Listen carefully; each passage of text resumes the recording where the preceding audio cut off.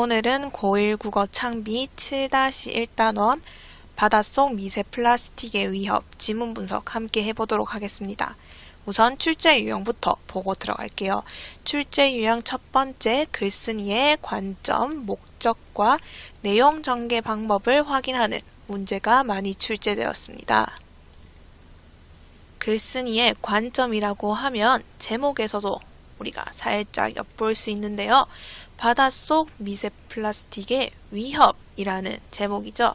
위협이라는 단어를 통해서 글쓴이는 바닷속 미세 플라스틱이라는 제재에 대해서 이것이 위험하다라고 생각하고 있음을 우리가 알 수 있습니다.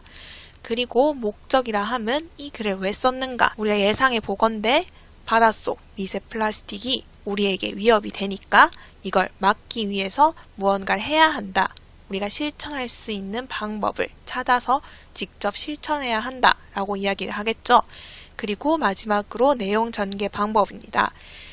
글을 전개할 때, 내용을 전개할 때 사용하는 방법은 우리 기본적으로 알고 있어야겠죠. 여기 한번 확인해 볼까요? 정의 혹은 분석, 분류, 예시, 비교와 대조 혹은 인용 등을 쓸 수 있겠습니다. 그리고 두 번째, 매체의 특성과 표현 방법의 적절성을 평가하는 문제가 많이 나왔는데요. 이게 무슨 이야기냐 하면 우선 이 글은 기사문입니다. 그러면 기사문이기 때문에 가지고 있는 특성이 있어요. 첫 번째, 표제가 있고 그 다음 부제를 둔 다음 본문으로 들어간다든지 기사문의 형식과 관련된 특성이 우리 문제에 나올 수 있겠죠. 그렇기 때문에 우리 기사문에 대해서는 확실하게 알고 있는 게 필요합니다. 그리고 표현 방법의 적절성인데요. 이 글에서 우리 아까 방금 얘기했죠. 글쓴이의 관점과 목적을 파악할 수 있었어요. 그러면 이 관점, 이 생각을 드러내기 위해서 사용한 방법이 도움이 되는지 혹은 도움이 되지 않는지 우리 파악하는 것이 중요하겠습니다. 그리고 마지막으로 우리 기본적인 거죠. 지문 이해를 확인하는 내용일치 유형의 문제가 나왔습니다. 본문이 그렇게 어렵지 않은데 우리 헷갈리는 부분이 조금 있어요. 그래서 본문 내용을 확실하게 짚고 넘어가도록 하겠습니다. 그럼 지문 분석 한번 들어가겠습니다. 우선 표제부터 살펴볼게요. 이 글은 기사문이기 때문에 이렇게 우리가 표제를 확인할 수 있습니다. 표제에 사용된 단어, 바닷속 미세 플라스틱. 그러면 우리 제재 여기서 확인할 수 있겠죠. 그리고 위협이란 표현을 같이 쓰고 있어요. 이 기사의 대상이 미세 플라스틱인데 이 필자는 위협이라는 표현을 씀으로써 미세 플라스틱이 환경 그리고 인간에게 심각한 문제가 될 수 있음을 드러내고 있습니다. 우리가 추측할 수 있어야 돼요. 그 다음 부제 확인하도록 하겠습니다. 부제 첫 번째 부분입니다. 수십 년 흘러든 플라스틱. 그러면 플라스틱이 수십 년 동안 지금 바닷속에 쌓여왔는데 이게 미세한 입자이고 이걸 우리가 수산물 내장에서 잇따라 검출해냈다. 그렇다는 것은 이미 해양 생물이 미세 플라스틱에 오염되었음. 아까 이야기했던 환경에 심각한 문제가 되고 있다라는 걸 우리가 짐작할 수 있고요. 두 번째, 한국 해역 오염이 세계 최고 수준이다. 우리나라 바다의 미세 플라스틱 오염이 상당히 진행되었다는 것을 확인할 수 있습니다. 그리고 마지막 우리 인간 이야기를 해야겠죠. 먹이 그물을 거쳐서 인체에 도달할 가능성이 있다. 우리 인체에 유입될 수 있다는 점을 지금 부제를 통해서 드러내고 있어요. 이렇게 표제와 부제를 놓고 이를 통해 짐작할 수 있는 내용을 묻는 문제가 출제되었습니다. 또 표제와 부제 왜 넣나요? 하고 물어보는 문제 나왔는데요. 우리 답할 수 있어야겠죠. 독자가 핵심 내용을 파악할 수 있다라는 선지로 출제되었습니다. 표제와 부제를 통해서 우리가 이미 글쓴이의 의도를 파악할 수 있어요. 미세 플라스틱 문제의 심각성을 알리고 거기서 그치는 게 아니라 해결책을 찾도록 촉구하고 있다 확인할 수 있습니다. 그러면 넘어가서 다음 부분 보도록 할게요. 미세 플라스틱은 무엇이냐? 맨눈으로는 잘 보이지 않는 5mm 이하의 작은 플라스틱 조각, 이 부분에서 우리 정의라는 내용 전개 방식을 사용하고 있고요. 미세 플라스틱의 개념을 정의하고 있다. 그럼 어떤 효과가 있느냐? 독자의 이해를 돕고 있다라는 효과 이야기할 수 있어야겠죠. 그리고 이 정의라는 내용 전개 방식이 이 글에서 자주 나옵니다. 우선 우리 방금 봤던 미세 플라스틱에 대해서 이 개념을 정의하고 있었고요.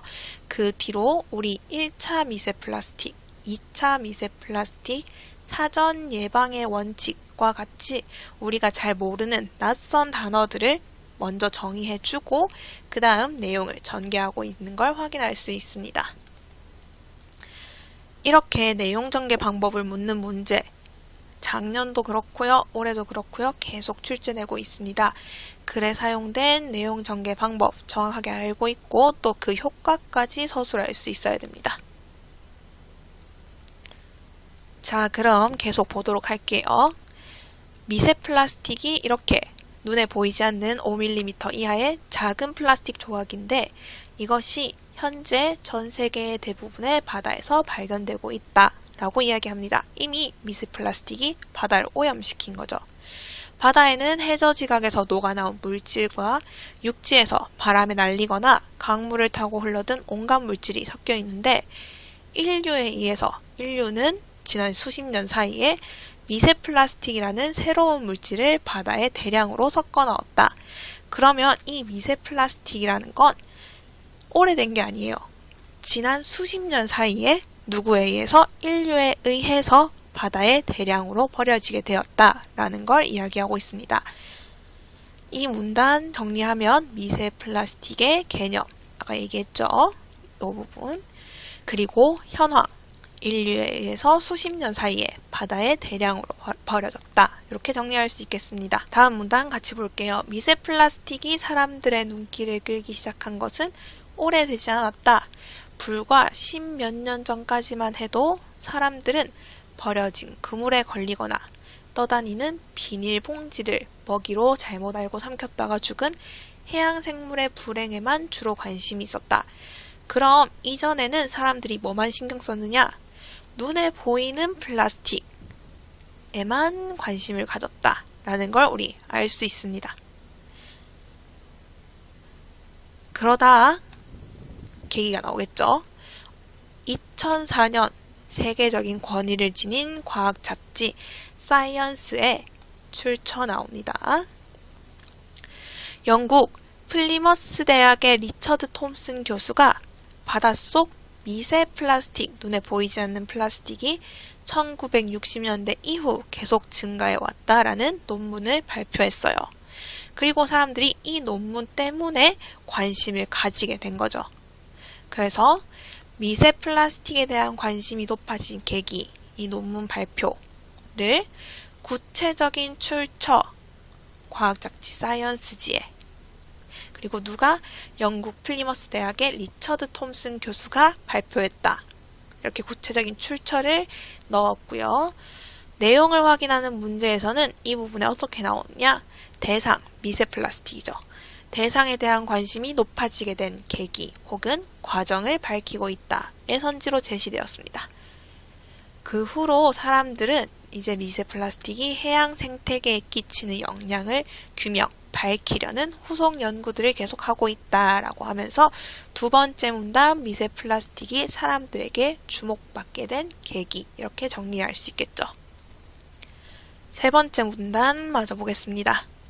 최근에는 각질 제거나 세정, 연마 등의 기능을 위해서 깨끗하게 씻기 위해서 1mm 정도의 작은 미세 플라스틱을 넣은 화장품 혹은 치약, 다 생활용품이죠. 이러한 생활용품이 미세 플라스틱 문제의 원인으로 주목받고 있다. 계속 읽고 다시 돌아올게요. 이렇게 지름 500마이크로미터 이하의 플라스틱 알갱이들이 수십만 개까지 들어있는 것도 있는데요. 이처럼 생산 당시에 의도적으로 작게 만든, 원래 작게 만들었다는 거예요. 왜? 이러한 기능을 위해서 각질 제거나 세정, 연마 등의 기능을 위해서 일부러 작게 만든 플라스틱을 우리는 1차 미세 플라스틱이라고 합니다. 지금 1차 미세 플라스틱이 무엇인지, 생산 당시에 의도적으로 작게 만든 플라스틱이다 하는 걸 지금 이야기하고 있죠.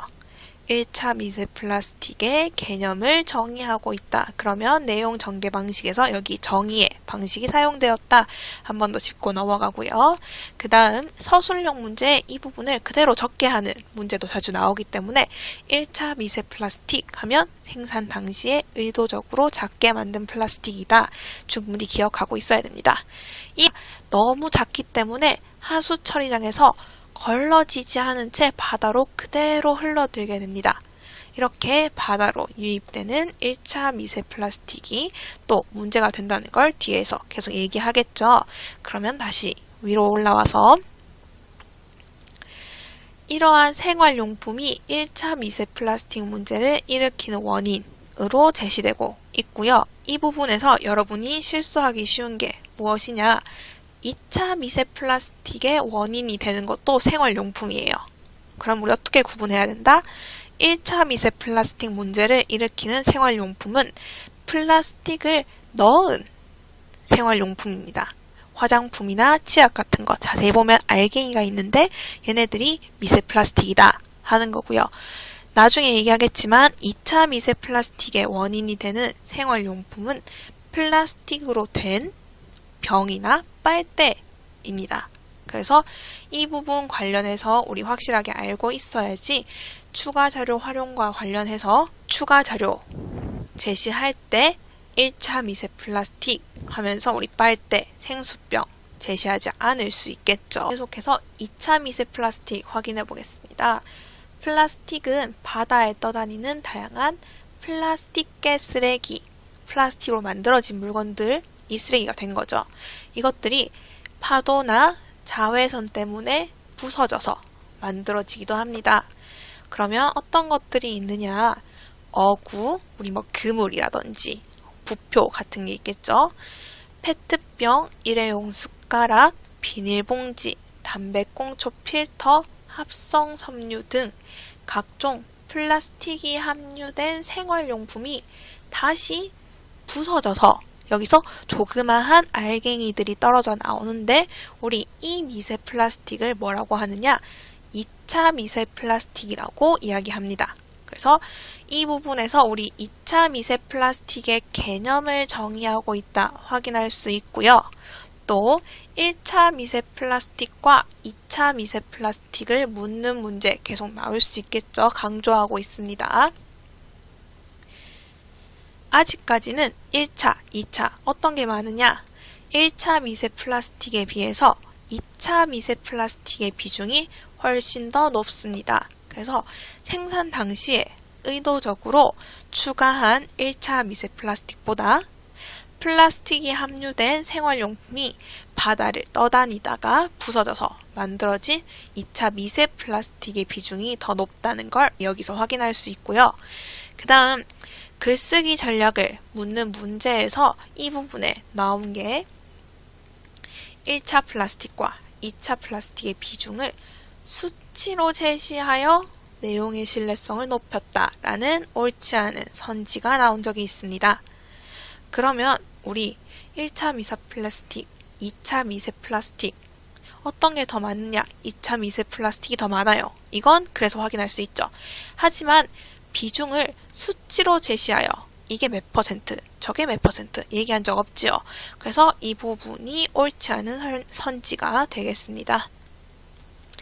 그럼 여기까지 2차 미세 플라스틱의 개념 및 형성 과정, 1차 미세 플라스틱의 개념 및 형성 과정과 비교해서 꼭 기억할 수 있어야 합니다. 5번째 문단 보겠습니다. 해양 생물들이 플라스틱 조각을 먹으면 먹이로 알고 먹을 수 있겠죠. 그러면 포만감을 주어서 영양 섭취를 저해야 하거나 혹은 장기의 좁은 부분에 걸려서 문제를 일으킬 수 있다. 그래서 미세 플라스틱이 우선 해양 생물에 에게 미치는 영향을 먼저 이야기하고 있고요. 이 부분 내용 꼭 기억하고 있어야겠죠. 그리고 전년도와 다르게 이 부분에서 내용을 뒷받침하기에 어떠한 자료가 적절한가 묻는 문제가 출제되었습니다. 이 부분에서는 미세 플라스틱 조각을 먹은 동물성 플랑크톤의 사진을 넣어서 얘네들이 먹었는데 몸 안에 아직 이렇게 소화가 되지 않고 남아있더라. 그래서 포만감, 소화가 되지 않으니까 계속 배가 불러서 얘네들이 다른 음식을 먹지 않는다거나 혹은 장기의 좁은 부분에 걸려서 문제를 일으킬 수 있다 하는 걸 뒷받침하고 문제의 심각성을 드러낼 수 있습니다. 또 교과서에 나온 사진 외에 외부 자료가 보기로 제시되는 경우가 있으므로 이때에는 어떻게 해야 하느냐, 우리 문단에서 이야기하고 있는 중심 내용 그리고 이 자료가 나타내는 내용의 일치 여부를 확인해서 답을 고르면 되겠습니다. 그리고 플라스틱은 제조 과정에서 잔류성 유기오염 물질, 쉬운 말로는 얘네들이 분해되지 않고 계속해서 쌓이기만 한다, 남아있는 오염 물질이다 하는 거고요. 얘네들에다가 이제 물속에 들어가면 바다에 있는 다른 유해 물질까지 끌어당겨서 이렇게 오염 물질을 포함하고 있는 알갱이가 되는 거죠. 근데 이걸 아까 방금 얘기했듯이 동물성 플랑크톤이 먹이인 줄 알고 섭취를 해요. 그러면 이걸 또 누가 섭취하느냐? 작은 물고기가 섭취하고 작은 물고기를 다시 큰 물고기가 섭취하고 이러한 먹이 사슬 과정에서 계속 미세 플라스틱의 독성 물질이 농축됩니다. 그럼 어떤 결과를 낳느냐? 이 해양 생물의 생식력을 떨어뜨릴 수 있다 하는 이야기를 하고 있어요. 생각해 볼게요. 우리 미세 플라스틱을 지금 동물성 플랑크톤이 섭취를 했어요. 먹이인 줄 알고 섭취했는데 걔네들은 한 알만 먹었다. 그러면 작은 물고기가 또 플랑크톤을 한 마리만 먹지는 않겠죠. 예를 들어 100마리를 먹었다 하면 그 플랑크톤 안에 있는 미세 플라스틱을 다 합하면 이렇게 100배가 될 거예요. 근데 이걸 다시 큰 물고기가 섭취하면서 미세 플라스틱을 이만큼, 물고기 한 마리 이만큼이나 되는 미세 플라스틱을 섭취하게 된다 하는 이야기를 하고 있고요. 여기에 독성 물질이 많이 있어서 이 독성 물질이 결국 어떠한 결과를 낳느냐, 해양 생물의 생식력을 떨어뜨리게 된다 라고 이야기하고 있습니다. 그래서 이 부분 먹이 사슬을 통해 미세 플라스틱의 독성 물질이 농축되는, 분해되지 않고 계속 쌓여있는 과정과 그에 따른 악영향, 생식력을 떨어뜨린다 하는 거고요. 문단 전체 내용, 미세 플라스틱이 해양 생태계에 끼치는 피해 혹은 악영향이라고 얘기할 수 있겠죠. 그럼 내려와서 이렇게 미세 플라스틱이 먹이 사슬을 통해서 해양 생태계에만 영향을 끼치느냐? 아니다. 미세 플라스틱은 누구한테도, 인간에게도 위협이 될 수 있다라고 문단 시작합니다. 한국해양과학기술원의 실험 결과 양식장 부표로 사용하는 발포스틸렌은 나노 10억분의 1 크기까지 쪼개지는 것으로 확인되었다. 이 양식장 부표가 플라스틱으로 만들어졌겠죠. 얘네들이 바다를 이렇게 둥둥 떠다니다가 아까 이야기했듯이 자외선이라든지 이런 것들의 영향으로 작게 부서져서 떨어져 나오는데 이게 나노 10억분의 1 크기까지 떨어진다. 그리고 출처 이야기하고 있죠. 이걸 어떻게 알았느냐? 한국해양과학기술원이 실험했는데 이렇게 말하더라. 그러면 여기에서도 우리 실험 결과의 출처를 밝히고 이 기관 한국해양과학기술원 공신력 있는 기관이죠. 충분히 신뢰할 수 있다. 글의 설득력을 높이고 있다. 신뢰성을 높이고 있다. 확인할 수 있어요. 그러면 이 나노 입자가 다시 어떻게 문제가 되느냐? 생체의 주요 장기는 물론 뇌 속까지 침투할 수 있는 것으로 알려져 있다. 너무 작으니까 얘네가 뇌 속까지 침투할 수 있대요. 그리고 내장을 제거하지 않고 통째로 먹는 작은 물고기, 그리고 조개류 이런 것들을 즐기는 사람들은 수산물의 체내에서 미처 배출되지 못한 아까 이야기했죠. 계속 농축되었던 그 미세 플라스틱을 함께 섭취할 위험이 상대적으로 높아지는 셈이다. 정리하면 바다에 부표가 이렇게 떠다니는데 거기에서 발포스티렌이 나노 크기까지 작게 쪼개져서 떨어져 나오고 이게 해양 생태계 플랑크톤, 물고기를 거쳐서 우리 인체까지 도달하게 된다. 그러면 인체에서 이게 크게 작으니까 주요 장기, 뇌 속까지 얘네들이 침투한다 하는 거였고요. 조금 내려가서 결국 수산물 섭취를 하는 경우, 특히 내장을 제거하지 않고 먹는 경우 미세 플라스틱이 인체에 유입될 가능성이 크다. 이 부분 문장을 바꾸어서 우리 문제에 어떻게 나왔느냐? 그러면 수산물을 상대적으로 즐기지 않는 사람은 미세 플라스틱을 섭취할 확률이 낮아진다 하는 게 옳은 선지로 출제되었습니다. 또 아까 제가 설명을 할 때 간단히 그림을 그렸지만 여기 추가 자료로 바다에 있는 미세 플라스틱이 어떻게 인체까지 도달하게 되는지를 보여주는 그림 자료를 제시해서 우리 시각적으로 구조화할 수 있겠죠. 그래서 바닷속 미세 플라스틱이 결국 인체에 어떻게 도달하느냐, 먹이사슬 과정을 통해서 플랑크톤, 그 다음 작은 물고기, 큰 물고기 통해서 인체에 도달하게 된다 하는 거 기억해야 합니다. 인체에 유입되어 피해를 줄 수 있는 미세 플라스틱 이렇게 정리할게요. 다음 미세 플라스틱이 인간에게 어느 정도 위협이 되는지 현재로서는 과학자들도 분명한 답을 내놓지 못하고 있다. 그러면 과학자들이 지금 밝혀낸 건 미세 플라스틱이 인체에 유입될 수 있다. 하지만 인체에 유입된 다음에 구체적으로 어떠한 위협이 되는지 인체에 끼칠 문제를 정확히는 알지 못한다. 이렇게 이야기하는데요. 우리 이 부분 관련해서 미세 플라스틱이 인체에 미치는 영향에 대해서 현재로서는 과학적으로 인과관계가 확실히 입증되었다라는 옳지 않은 선지가 자주 출제됩니다. 아까 해양생물과 미세 플라스틱에 대한 이야기를 할 때 이미 미세 플라스틱 때문에 우리 해양생물의 생식력이 저하되었다 하는 악영향들을 많이 이야기를 했어요. 그렇기 때문에 인체에 끼칠 문제도 우리가 알고 있다. 악영향을 끼친다. 확실히 입증되었다. 라고 생각하기 쉬운데 우리 짐작할 뿐이지 확실하게 인체에 들어오면 특정한 병이 생긴다든지 하는 인과관계가 입증되어 있지는 않습니다. 하지만 미국이나 영국 등의 나라에서는 사람이나 환경에 심각한 피해를 줄 우려가 있으면 인과관계가 확실히 입증되기 전이라도 필요한 조처를 해야 한다 라는 사전 예방의 원칙, 새로운 용어가 나왔죠. 이 사전 예방의 원칙의 개념을 밝히고 있습니다. 이것에 따라 이미 여러 환경단체가 미세 플라스틱을 추방하기 위한 활동을 활발히 하고 있다.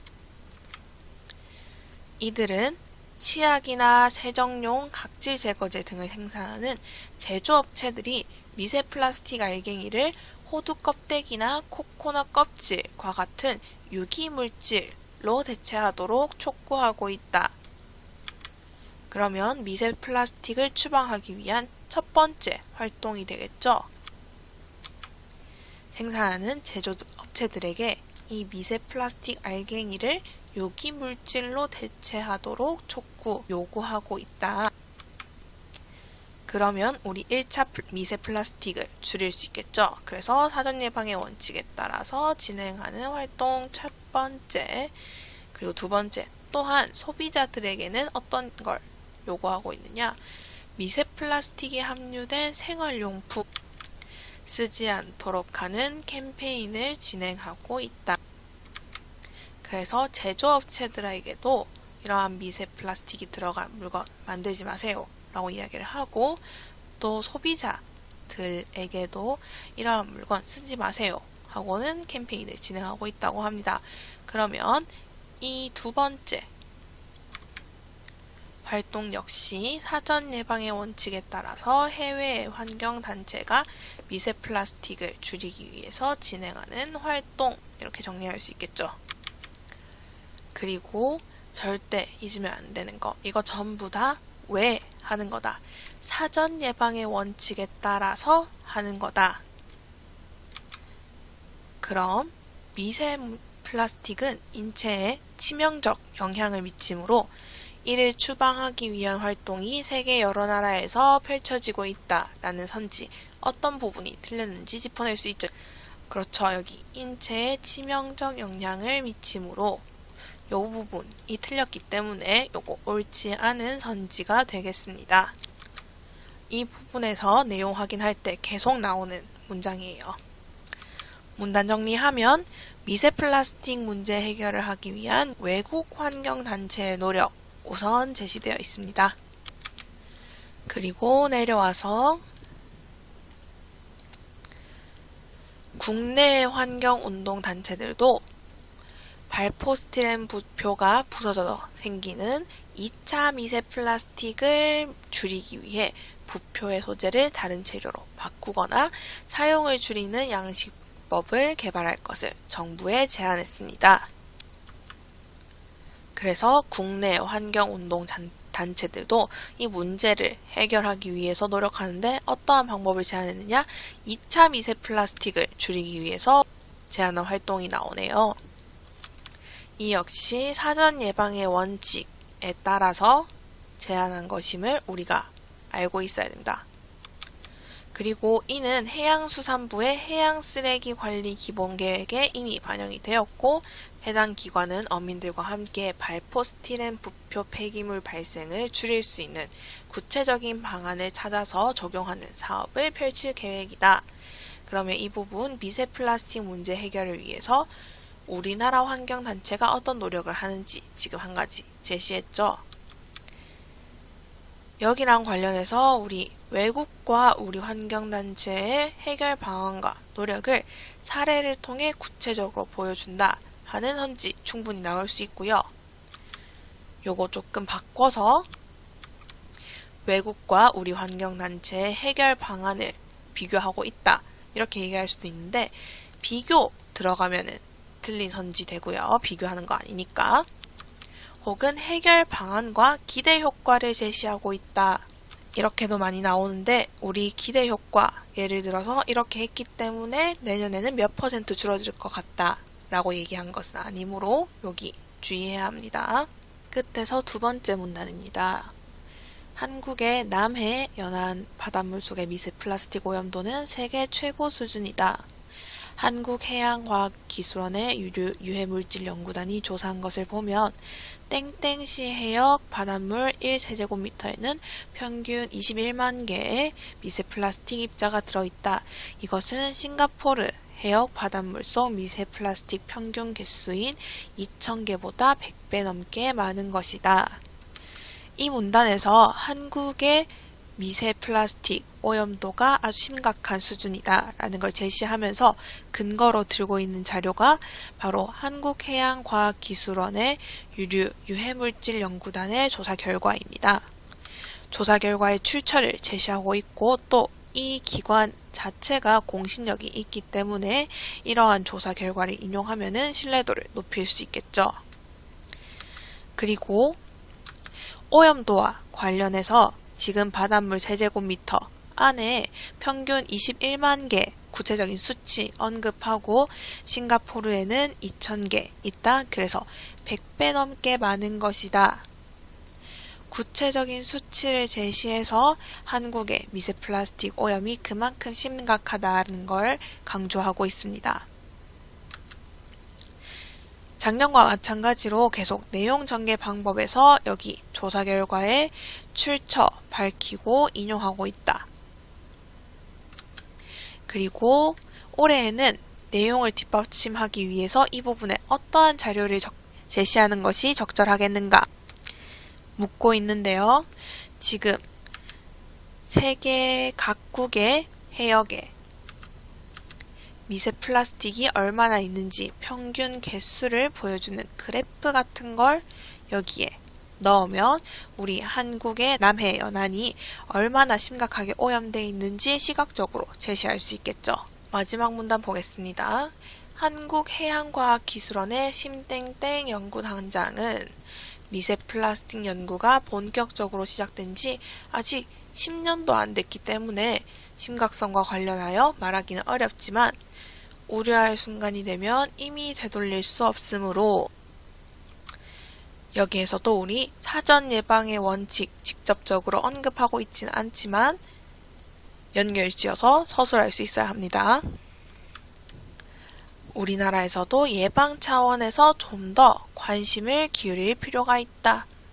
여기 예방 차원이라는 말 나오죠? 결국 이 심땡땡 연구단장이 하는 이야기가 우리 글쓴이가 말하고자 하는 바와 같습니다. 글의 내용 이렇게 정리할 수 있겠죠. 미세 플라스틱 줄여야 해요. 왜요? 우려할 순간이 되면 이미 되돌릴 수 없으니까요. 사전 예방의 원칙에 따라서 우리 미리 예방 차원에서 관심을 기울이는 게 필요해요. 그 주장 우리가 어떻게 믿을 수 있어요? 저 말고 심땡땡 연구단장이라는 전문가도 이러한 견해, 같은 견해를 가지고 있어요. 여기 보세요. 인용하고 있죠. 그래서 이 인용은 내용의 신뢰도를 높일 뿐만 아니라 결국 이 글쓴이가 하고 싶은 말과 일치하기 때문에 미세 플라스틱 오염 예방에 대한 필요성을 강조하는 효과까지 있다.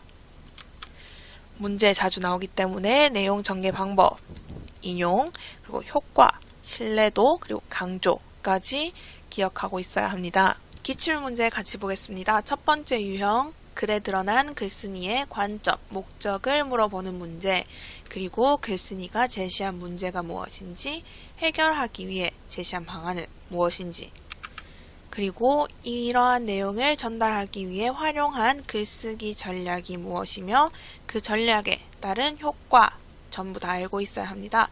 그리고 이를 글을 읽은 독자의 반응과 연결시켜서 물어보는 문제 나올 수 있겠죠.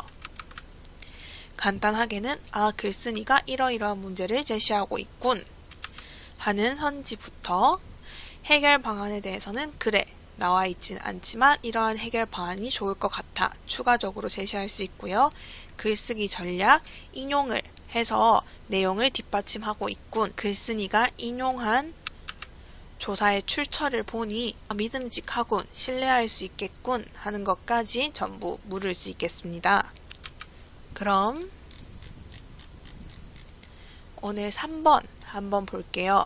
윗글의 전개 방식으로 가장 적절한 것은 묻는 문제인데요. 1번 문제 상황의 원인을 분석하여 사태의 심각성을 드러내고 있다. 그러면 문제 상황 드러나는가? 미세 플라스틱 드러나고 있죠. 미세 플라스틱이 해양 생태계와 인체에 악영향을 준다. 원인은 무엇이냐? 1차 미세 플라스틱과 2차 미세 플라스틱으로 나누어서 설명할 수 있는데요. 생활용품에 포함된 1차 미세 플라스틱이 걸러지지 않은 채 바다에 그대로 스며든다. 그리고 두 번째, 플라스틱 쓰레기들이 바다를 떠다니면서 조그마한 2차 미세 플라스틱들이 떨어져 나온다. 그런데 이러한 미세 플라스틱을 동물성 플랑크톤이 먹이로 알고 먹더라. 그러면 플랑크톤의 몸속에 쌓이게 되고 이렇게 체내에 쌓인 플라스틱이 결국 해양 생태계 먹이 사슬을 거쳐서 누구한테까지 오더라. 인체까지 도달하게 되더라. 그럼 사태가 얼마나 심각하냐? 이미 우리가 해양 생물들은 모두, 수산물들은 모두 오염된 것을 확인할 수 있었고, 조사 결과 인용하면서 이렇게 얘기하죠. 우리나라 남해안의 미세 플라스틱 오염도가 심각하더라. 세계 최고 수준이더라 이야기를 하고 있습니다. 그래서 정답 1번이 되겠네요. 틀린 선지도 같이 보겠습니다. 유사한 사례를 서로 비교하여 공통점과 차이점을 부각하고 있다.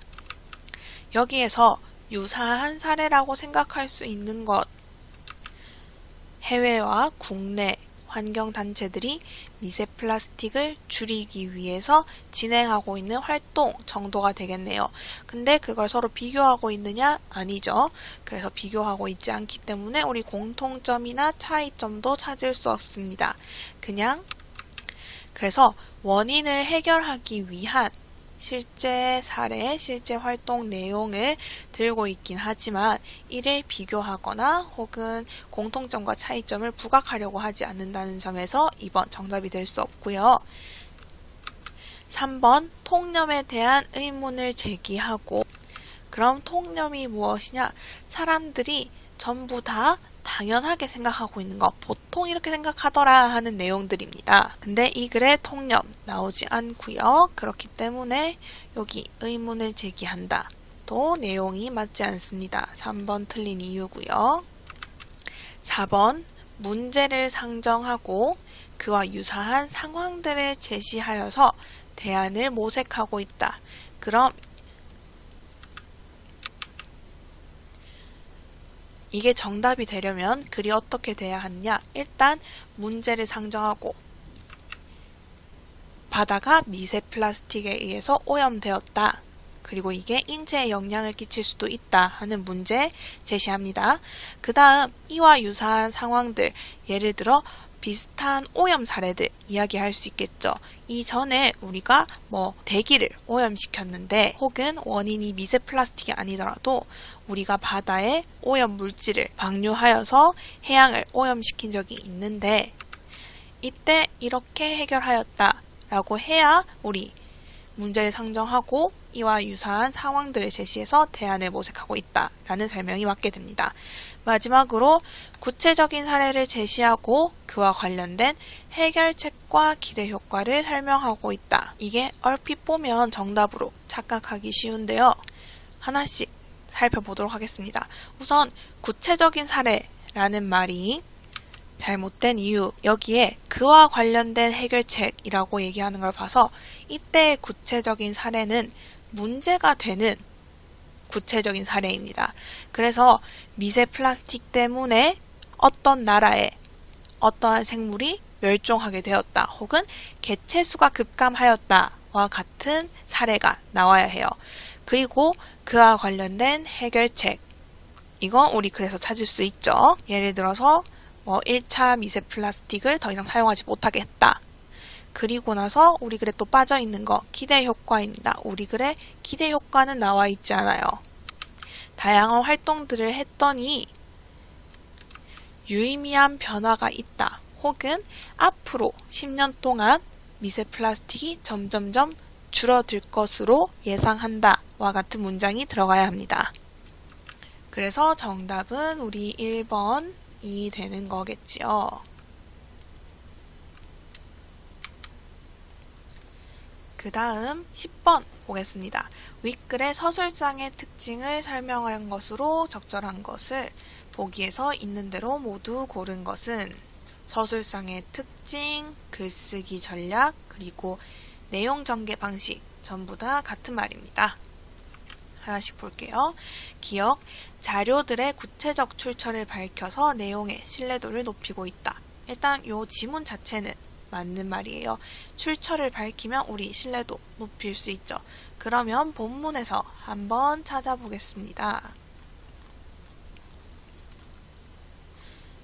자, 출처 첫 번째 여기 본문을 발표했다. 그러면 사이언스지, 그리고 리처드 톰슨 교수, 미세 플라스틱에 관심을 갖게 된 계기, 지금 자료에 대한 출처 밝히고 있고요. 그 다음 두 번째, 한국해양과학기술원의 실험 결과 인용해서 우리 미세 플라스틱이 인간에게 위협이 될 수 있다 이야기했고요. 그 다음 마지막 부분, 한국해양과학기술원의 유해물질 연구단의 조사 결과, 그리고 한국해양과학기술원 심땡땡 연구단장의 견해까지 전부 출처를 밝혀서 이야기를 하고 있습니다. 이렇게 문제를 풀 때에는 선지 자체가 일단은 맞는 서술인지 확인을 해야 되고요. 이게 맞다면 또 윗글에서 찾을 수 있는지도 확인을 해야 합니다. 그 다음 두 번째, 사례를 제시하여 미세 플라스틱의 구체적인 해결 방안을 보여준다. 이것도 맞는 선지가 되겠죠. 우리 국외에서 그리고 국내에서 어떻게 하고 있는지 그래서 소개를 했습니다. 여기 있죠. 이미 여러 환경단체가 미세 플라스틱을 추방하기 위한 활동을 활발히 하고 있다. 첫 번째, 제조업체들의 미세 플라스틱 알갱이를 유기물질로 대체하도록 촉구한다. 그리고 두 번째, 소비자들에게 이 미세 플라스틱이 함유된 생활용품을 쓰지 않도록 하는 캠페인을 진행하고 있다. 그리고 세 번째, 국내 환경운동단체들 2차 미세 플라스틱을 줄이기 위해 부표의 소재를 다른 재료로 바꾸거나 사용을 줄이는 양식법을 개발할 것을 정부에 제안했다. 이렇게 찾아볼 수 있습니다. 세 번째 디귿, 구체적인 수치를 통해 우리나라 바다 간의 오염도를 비교하여 미세 플라스틱 오염이 심각함을 강조하고 있다. 실제로 구체적인 수치를 통해서 비교를 했으면 심각함을 강조할 수 있었겠죠. 하지만 여기 중요한 거, 그래서 우리나라 바다 간의 오염도를 비교한 적은 없습니다. 구체적인 수치가 나오긴 해요. 그런데 누구랑 누구를 비교한다. 우리나라 바다 남해안과 그리고 싱가포르 바다 구체적인 수치 제시하고 둘을 비교하고 있습니다. 한번 확인해 볼까요?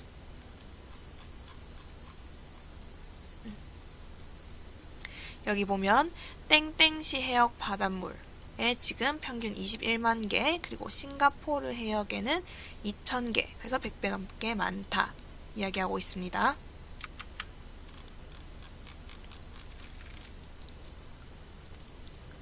그 다음 한국해양과학기술원의 심땡땡 연구단장의 말을 간접 인용하여 미세 플라스틱 문제에 대한 관심이 필요함을 강조하고 있다. 우리 직접 인용, 간접 인용 차이 알고 있죠? 그래서 따옴표를 사용하여서 이렇게 뭐뭐하고 혹은 뭐뭐라고 이야기했다 하면 그건 직접 인용이 되겠습니다. 그리고 간접 인용은 내용만 빌려와서 이야기를 하는 건데요. 마지막 문단 확인해 보면 여기 따옴표 있죠? 그리고 뭐뭐라고 강조했다. 그러면 이 부분 서술이 다 맞는데 간접 인용이 아니고 직접 인용이기 때문에 리을이 틀리게 됐겠죠. 그럼 정답 기억, 니은, 그리고 디귿하고 리을은 틀렸다. 그래서 1번 되겠습니다. 최다빈줄 유형 두 번째 보겠습니다. 매체 특성을 이해하고 표현 방법의 적절성 평가할 수 있어야 되고요. 그 다음 추가 자료를 제시한 다음에 이걸 어디에 넣을지 그리고 왜 넣는지 목적에 대해서 묻는 문제 출제되었는데요. 같이 14번 보겠습니다. 가에서 마 내용을 뒷받침하는 자료로 가장 적절한 것은 첫 번째 가 옥수수를 소재로 하여 자연 분해가 가능한 친환경 플라스틱 사진. 그러면 가의 내용도 확인해야겠죠. 가는 미세 플라스틱 중에서도 2차 미세 플라스틱에 대한 이야기를 하고 있습니다. 그럼 친환경 플라스틱 대체제가 될 수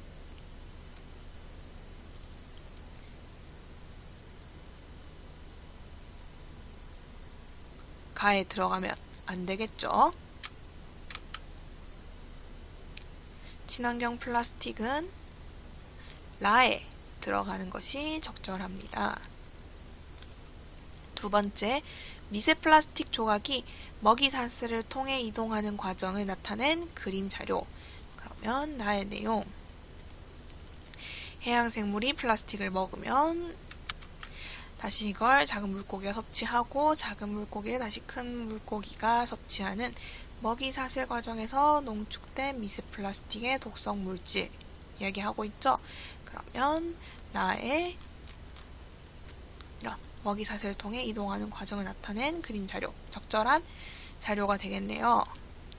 세 번째, 어린이들이 플라스틱 제품을 분리수거하는 사진. 다의 내용 한번 볼까요? 미세 플라스틱이 인간에게도 위협이 될 수 있다. 그러면 적절하지 않겠다. 인간에게도 위협이 된다든지 혹은 인체 내에 이미 유입된 사진이라든지 그런 것들을 활용하는 것이 좋겠습니다. 그리고 국가별 미세 플라스틱 평균 밀도를 비교한 그래프. 라에서는 지금 여러 환경단체가 미세 플라스틱을 추방하기 위한 활동을 하고 있다라면서 해결 방안을 소개하고 있어요. 그렇기 때문에 이러한 비교 자료는 적절하지 않고 요 그래프는 들어가게 된다면 여기에 들어가겠죠. 그 다음 마지막 치약 속 미세 플라스틱 알갱이를 현미경으로 관찰한 사진. 치약 속 미세 플라스틱 알갱이는 1차 미세 플라스틱 자료를 넣는다면 여기 1차 미세 플라스틱을 설명한 부분에 들어가야겠습니다.